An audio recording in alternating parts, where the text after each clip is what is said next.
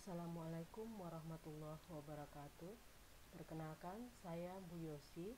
Kali ini kita akan melanjutkan materi tentang struktur tumbuhan. Sebagaimana kita ketahui sebelumnya bahwa struktur tumbuhan terdiri atas sel, kemudian sel akan berkumpul membentuk jaringan, jaringan akan membentuk organ.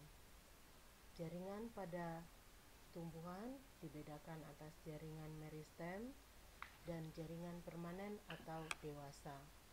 Jaringan meristem, maksudnya jaringan permanen, dibedakan lagi atas dermis, jaringan dasar, dan jaringan pembuluh. Sedangkan organ yang terdapat pada tumbuhan yang dibangun oleh jaringan meristem dan jaringan permanen terdiri atas akar, batang, daun, dan bunga.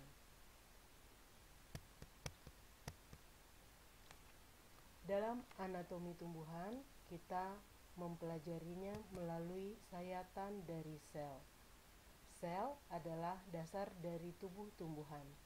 Kita ingat itu kembali pada materi tingkat organisasi kehidupan. Dari atom, molekul, sel, jaringan, organ, individu, sampai membentuk populasi. Sel dapat berubah bentuk dan fungsinya menjadi lebih khusus. Sel bekerja sama dengan jaringan lainnya untuk melakukan fungsi-fungsi tertentu sehingga terbentuklah organ. Suatu organ bisa digambarkan bagaimana air bisa naik dari dalam tanah ke atas pohon yang tinggi, yang tingginya bisa mencapai sampai puluhan meter. Itu semua bisa kita pahami apabila kita sudah memahami tentang materi organ atau struktur organ. Pada anatomi tumbuhan, kita mempelajari struktur dalam dari organisme. Kita melihatnya melalui sayatan sel-sel dan jaringan. Sedangkan ilmu morfologi, kita mempelajari bentuk luarnya. Dalam fisiologi, belajar tentang fungsi sel, jaringan, organ makhluk hidup, dan sifat fisika, kimia, fungsinya. Maka dengan demikian kita pahami bahwa setelah memahami anatomi, morfologi, dan fisiologi tumbuhan, terdapat kaitan antara struktur dan fungsi dari tumbuhan. Struktur tumbuhan kita lihat adalah pada bagian jaringan tumbuhan. Kita awali dengan jaringan meristem. Yang kita bahas di sini tentang pengertian, ciri, letak, dan asal jaringan meristem. Pengertian dari sel atau jaringan meristem adalah sel penyusunnya bersifat embrional atau masih membelah dan belum mengalami diferensiasi atau perubahan bentuk untuk melakukan spesialisasi atau melakukan fungsi tertentu.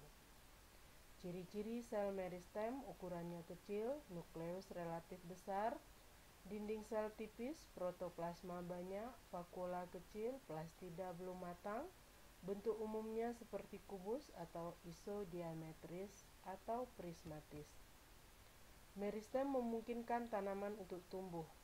Tanaman dapat tumbuh sepanjang hidupnya atau interdeterminate, atau tanaman berhenti sampai ukuran tertentu pertumbuhannya, atau determinate. Berdasarkan letak sel meristem, yang pertama terdapat pada ujung meristem apikal, terletak di ujung tunas atau tunas apikal, tunas samping atau tunas lateral, dan di ujung akar. Meristem lateral atau samping berupa kambium. Kambium adalah jaringan sekunder pada bidang yang sejajar dengan akar atau batang. Meristem lateral merupakan kambium vaskuler yang mengakibatkan terjadinya penebalan pada batang. Kambium vaskuler dimulai sebagai titik meristematik antara xilem dan flum, menghasilkan xilem sekunder ke dalam dan flum sekunder ke arah luar. Kambium gabus atau velogen, sel-sel membentuk lapisan pelindung atau periderm atau gabus, menghasilkan kulit yang menggantikan epidermis yang rusak, terletak di bawah epidermis. Kulit terdiri atas gabus, kambium, dan flum.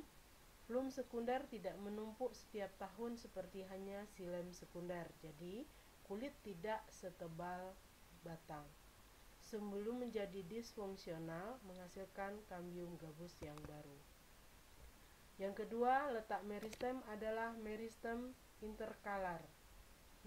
Meristem interkalar atau antara hanya terdapat pada tumbuhan monokotil.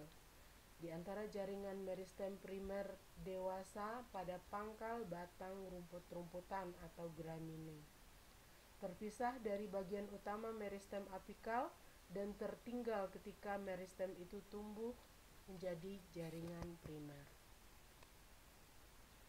Ini dia meristem apikal yang membentuk 3 meristem primer, yaitu protoderm, meristem dasar, dan prokambium. Pertumbuhan primer berasal dari apikal meristem. Dalam bentuk meristem primer, protoderm tumbuh menjadi jaringan primer, epidermis, dan jaringan dermis. Sedangkan meristem primer, meristem dasar akan tumbuh menjadi jaringan dasar, parenkim, kolenkim, dan sklerenkim. Sedangkan prokambium akan tumbuh menjadi xilem primer dan flum primer yang membentuk sistem jaringan vaskular. Apikal meristem, protoderm, meristem dasar, dan prokambium.